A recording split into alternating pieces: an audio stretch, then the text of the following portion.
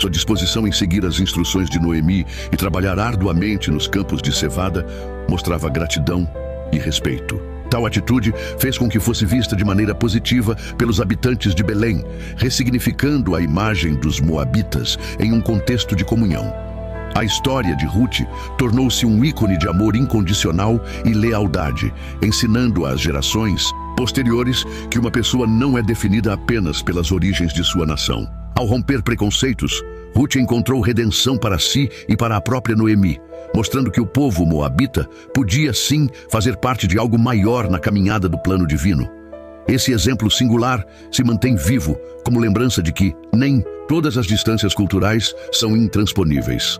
Durante os reinados de Saul, Davi e Salomão, Moabe ressurge em passagens como 1 Samuel, capítulo 14, versículo 47, que menciona conflitos constantes envolvendo esse reino. Em determinado momento, Davi chegou a enviar seus pais para se abrigarem em solo moabita, mostrando que havia laços de hospitalidade, possivelmente devido à ancestralidade de Ruth.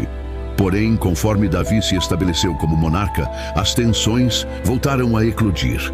A relativa estabilidade que Israel conquistou com Davi não agradava a todos em Moabe, pois temiam expansão territorial e represálias pelos atritos passados. Alguns reis moabitas buscaram trégua, enquanto outros incentivavam conflitos para testar as fronteiras israelitas. Esse jogo de poder resultou em períodos de confronto direto, seguidos por negociações de paz que raramente duravam muito, dada a natureza instável da política da época. Na administração de Salomão, reconhecido pela sabedoria e pelos tratados comerciais, Moabe figurou como um parceiro estratégico em algumas rotas, beneficiando-se do intercâmbio de produtos com Tiro e outras cidades portuárias. Entretanto, nem sempre a nação moabita se mantinha fiel às alianças. Quando identificava brechas, tentava ampliar sua influência ou firmar novas composições com reinos rivais de Israel, visando aumentar sua autonomia. Essas alianças e rivalidades refletiam, em grande medida, a importância do território de Moabe para a segurança de Israel no leste. Controlar ou, no mínimo, neutralizar a ameaça moabita era prioridade para assegurar rotas de suprimento e proteger áreas agrícolas. Por esse motivo, relatos bíblicos mostram como reis israelitas dispendiam energia e recursos na tentativa de manter Moabe sob vigilância, seja por meio de tributos ou pela instalação de guarnições próximas. De modo geral, a Era dos Reis revela que a relação entre Moabe e Israel podia oscilar rapidamente entre cooperação e hostilidade. A herança de conflitos passados, somada à conveniência de parcerias comerciais, criava um cenário fluido em que cada parte avaliava possibilidades de vantagem. Nessa dinâmica, Moabe buscava permanecer relevante na balança de poder, protegendo sua cultura e explorando oportunidades de crescimento. Em 2 Reis, capítulo 3, versículo 4 ao 27, encontramos o marco da rebelião liderada pelo rei Mesa de Moabe, que se recusou a continuar pagando tributos a Israel. Ele via os impostos como um peso injusto, imposto após derrotas passadas. Essa decisão desencadeou a ira do rei Jorão, que formou uma coalizão com Judá e Edom para sufocar a revolta, iniciando um confronto de grandes proporções. A estratégia de Mesa incluía aproveitar o terreno áspero e a familiaridade dos moabitas com as rotas montanhosas. Numa tentativa ousada, ele atraiu as tropas inimigas para regiões secas, planejando enfraquecê-las pela falta de água. Apesar das dificuldades, os aliados de Israel receberam orientação do profeta Eliseu, segundo o relato bíblico, e conseguiram prover água milagrosamente. Esse acontecimento inesperado enfraqueceu os planos de Mesa e culminou em uma batalha tensa.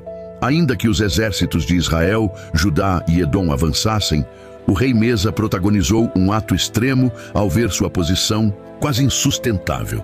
A inscrição de Mesa menciona triunfos, mas a Bíblia indica uma derrota parcial. Em meio às lutas, Mesa teria sacrificado seu próprio filho sobre as muralhas da cidade, buscando apelar a Quemos por um livramento sobrenatural.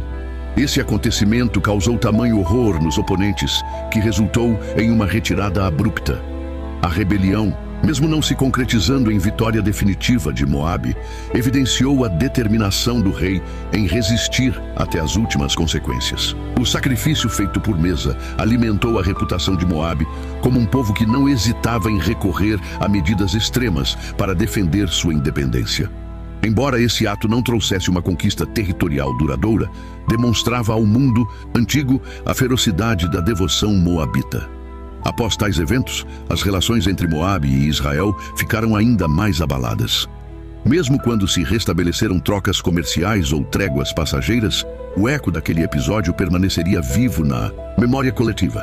A rebelião de Mesa se tornou um símbolo de desafio, relatado pela estela arqueológica e pelas escrituras, provando que o pequeno reino montanhoso era capaz de resistir mesmo diante de alianças poderosas. Diversas escavações realizadas em sítios próximos às antigas cidades moabitas confirmam, em parte, relatos de confrontos mencionados em livros como Josué e Juízes. Fragmentos de cerâmica, fundações de fortificações e inscrições parciais fornecem evidências de uma civilização organizada que ergueu muralhas espessas para proteger-se das invasões e construiu templos dedicados aos seus deuses. Esses achados contribuem para entender a vida cotidiana dos moabitas. Alguns pesquisadores apontam para semelhanças arquitetônicas entre Moabe e reinos vizinhos, sugerindo uma troca constante de técnicas de construção. Essas influências podem ser vistas nas formas de erguer torres de vigia e na disposição urbana. Embora Moabe possuísse características próprias, havia um diálogo cultural com povos como Israel, Amon e Edom, mostrando que, em períodos de paz, ideias transitavam e enriqueciam mutuamente a região. Uma das descobertas mais marcantes são restos de armazéns e cisternas que indicam um planejamento sofisticado para armazenar cereais e água.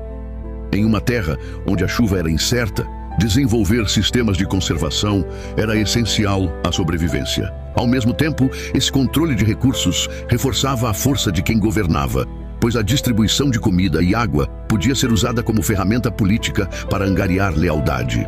Outros vestígios apontam para a importância do gado e da agricultura em algumas partes do território moabita, pois foram encontrados utensílios agrícolas, ossos de animais domésticos e ferramentas de ferro. Isso indica uma economia diversificada, que incluía criação de ovelhas e plantio de grãos. Mesmo com as adversidades do relevo, o povo conseguia cultivar sustento e gerar excedentes que poderiam ser comercializados. Ao percorrer as ruínas deixadas pelos moabitas, é possível imaginar o cotidiano de um povo resiliente que, em meio a montanhas e vales, desenvolveu estratégias de sobrevivência e expansão cultural. As marcas que permaneceram na terra reforçam a veracidade de vários episódios narrados nas escrituras e lançam luz sobre as habilidades logísticas e o engenho dos antigos habitantes de Moabe. Passagens como Isaías, capítulo 15 e 16, além de Jeremias, capítulo 48, contêm profecias direcionadas a Moabe, anunciando juízos e destruição. Esses textos sugerem que, diante dos pecados e da arrogância moabita, o julgamento divino seria inevitável. Ao descrever cenários de choro, caos e ruína, os profetas pretendiam alertar não apenas Moabe, mas também outras nações, mostrando as consequências de atitudes hostis. As profecias lançam uma luz sobre os exageros cometidos pelos moabitas, como a confiança excessiva em sua fortaleza geográfica e na proteção de Quemos. Os oráculos afirmam que nenhum recurso humano ou ajuda divina contrária ao Deus de Israel prevaleceria, caso o povo insistisse em se exaltar acima dos limites impostos pelos acordos e pela ética do período. Assim, essas mensagens funcionavam como um chamado ao arrependimento e à humildade. Para alguns, a retórica profética poderia soar como pura rivalidade, mas, ao analisar o contexto, percebe-se que tais declarações de juízo reforçavam uma lógica de retribuição comum na mentalidade do antigo Oriente Próximo. Se uma nação fosse soberba e praticasse violências injustificadas, cedo ou tarde enfrentaria consequências. Ao colocar Moabe como exemplo, os profetas buscavam inspirar mudanças de conduta em todos os povos que cercavam Israel. Muitos comentaristas defendem que determinadas profecias podem ter sido registradas após acontecimentos trágicos que de fato ocorreram, transformando-se em interpretação teológica dos fatos históricos. Ao ver Moabe cair diante de inimigos mais fortes, os profetas teriam apontado o evento como evidência de que a palavra divina se cumprira. Esse tipo de leitura reforçava a fé dos israelitas e, ao mesmo tempo, sublinhava as limitações dos deuses estrangeiros. Apesar dos anúncios sombrios, as Escrituras também trazem uma visão de esperança para quem se humilha e reconhece erros, uma mensagem que se aplica até mesmo a Moabe. Esse teor de advertência mista com convite ao arrependimento indica que, se houvesse genuína mudança de postura, o Deus de Israel poderia estender compaixão. Assim, as profecias contra Moabe revelam tanto a severidade quanto a misericórdia que permeiam o texto bíblico. Mencionada em passagens dispersas, a relação de Moabe com povos como Amon e Edom revela um mapa complexo de alianças e rivalidades. Amon, por exemplo, dividia origem semelhante, pois vinha de outro dos filhos de Ló, o que criava, em teoria, laços culturais, mas não garantia paz constante. Já Edom, descendente de Esaú, mantinha disputas semelhantes com Israel, o que em alguns casos aproximou esses reinos na tentativa de conter avanços israelitas. A competitividade pelas rotas comerciais levava Moabe a negociar acordos temporários com sírios ou até egípcios, quando isso lhe conferia vantagem. Essas movimentações eram típicas do cenário político do Antigo Oriente Médio, em que a fidelidade a um tratado durava enquanto havia conveniência. O rompimento de promessas era considerado uma arma legítima caso as circunstâncias mudassem e surgisse uma oferta melhor. A paisagem das comunidades vizinhas era marcada por culturas e línguas próximas, mas cada uma cultivando identidade própria. Moabe aproveitava essa semelhança linguística para facilitar a diplomacia. Porém, as diferenças religiosas e a disputa por território frequentemente prevaleciam. A presença de deuses distintos e costumes específicos impunha barreiras a uma unificação mais profunda, mantendo cada reino focado em proteger suas fronteiras. Séculos mais tarde, com o surgimento de impérios maiores, como o assírio e o babilônico, muitos reinos locais tentaram alianças de sobrevivência.